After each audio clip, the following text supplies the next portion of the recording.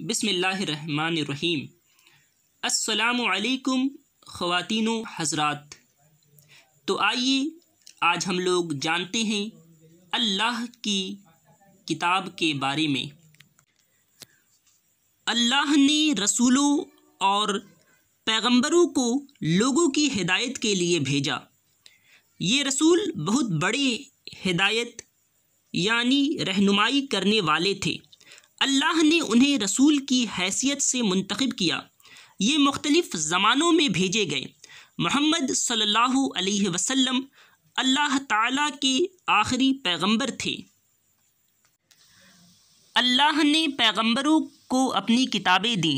हमारे रसूल मोहम्मद सल्लल्लाहु अलैहि वसल्लम को जो किताब दी गई उसका नाम कुरान है।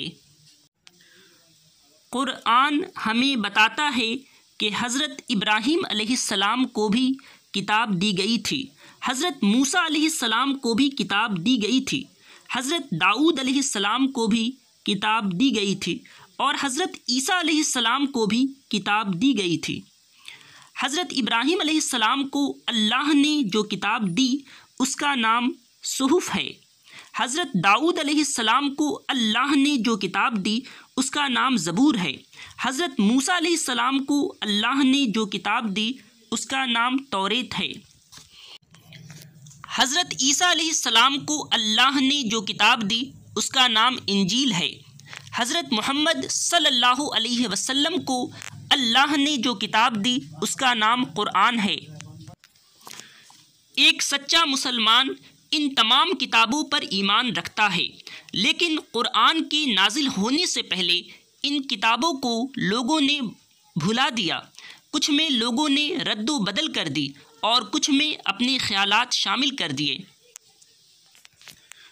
कुरान एक सच्ची और मुकम्मल किताब है। इसमें से कोई चीज़ कम नहीं हुई है। इसमें किसी तरह की कोई तब्दीली नहीं हुई है। कुरान के तमाम अल्फाज अल्लाह के अल्फाज हैं। हम इसमें वह तमाम बातें पढ़ सकते हैं जो अल्लाह हमसे कहना चाहता है। हमें कुरान का एहतराम करना चाहिए। ये मुक़द्दस किताब है। इसे गंदे हाथों से कभी नहीं छूना चाहिए। अगर हम किसी को कुरान पढ़ते देखें तो हमें उसे गौर से सुनना और समझना चाहिए। कुरान में कहा गया है कि जब कुरान पढ़ा जाए तो खामोशी से सुनो और समझो कि उसमें क्या कहा गया है, ताकि अल्लाह तुम पर रहम करे।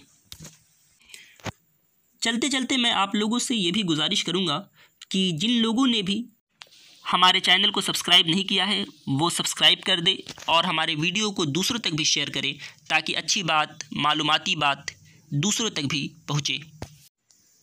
तब तक के लिए अल्लाह हाफिज़।